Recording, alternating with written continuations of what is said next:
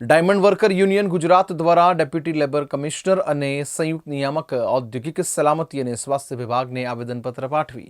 જે company vacation પાડે ત્યાંના રત્ન કલાકારોને વેકેશન પગાર આપવામાં આવે એવી માંગણી કરવામાં આવી છે અને જે કંપની પગારથી વંચિત રાખે તેની સામે કાયદેસરની કાર્યવાહી કરવાની માંગ કરાઈ છે। હીરા ઉદ્યોગમાં હાલ ભારે મંદીના કારણે મોટી સંખ્યામાં રત્ન કલાકારો બેરોજગાર બન્યા છે અને આપઘાતના બનાવો સતત વધી રહ્યા છે। ત્યારે જો સાતમ આઠમનું 10 દિવસનું વેકેશન રાખવામાં આવશે તો રત્ન કલાકારોનું ઘર ગુજરાત કેવી રીતે ચલાવશે એક યજ્ઞ પ્રશ્ન છે। ત્યારે ડાયમંડ વર્કર યુનિયન ગુજરાત દ્વારા ડેપ્યુટી લેબર કમિશનર અને સંયુક્ત નિયામક ઔદ્યોગિક સલામતી અને સ્વાસ્થ્ય વિભાગને આવેદનપત્ર પાઠવી જે કંપની વેકેશન પાડે ત્યાંના રત્ન કલાકારોને વેકેશન પગાર આપવામાં આવે એવી માંગણી કરવામાં આવી છે અને જે કંપની પગારથી વંચિત રાખે તેની સામે કાયદેસરની કાર્યવાહી કરવાની માંગણી પણ કરવામાં આવી છે। આજે ઘણા સમયથી રત્ન કલાકારો મંદીનો માર સહન કરી રહ્યા છે। ઉપરથી મંદીનો માર હોય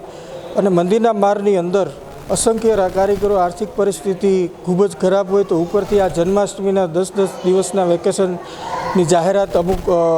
કંપનીઓ દ્વારા કરવામાં આવી છે અને કંપનીઓમાં વધારો પણ થયો છે। તો આજે એ 10 દિવસનું વેકેશન પાડે તો છે પણ પગાર આપવામાં આવે છે કે કેમ એની એક ઉદ્યોગની અંદર લેબર ડેપ્યુટી કમિશનરને આજે આવેદનપત્ર આપવામાં આવ્યા છીએ કે એક સ્કોડ બનાવવામાં આવે ને આ સ્કોડ ડાયમંડ ઇન્ડસ્ટ્રીની તપાસ કરે કે કેટલા લોકોએ વેકેશન પાડ્યું છે, કેટલા કારીગરો ત્યાં કામ કરે છે અને કેટલા કારીગરોને પગાર આપવામાં આવ્યો છે એ સ્કોડ તૈયાર કરી એક તપાસ કરવામાં આવે અને આ તપાસ કરી જો ન આપવામાં આવ્યો તો કાયદેસરની કાર્યવાહી કરી અમારા કારીગરોને રત્ન કલાકારોને જે ડાયમંડ ઇન્ડસ્ટ્રીની અંદર ખૂબ સારી રીતે મહેનત કરી રહ્યા છે, ડાયમંડ સિટીનું નામ રોશન કરી રહ્યા છે, એમને વેકેશનનો પગાર આપવામાં આવે એ જ હેતુથી આજે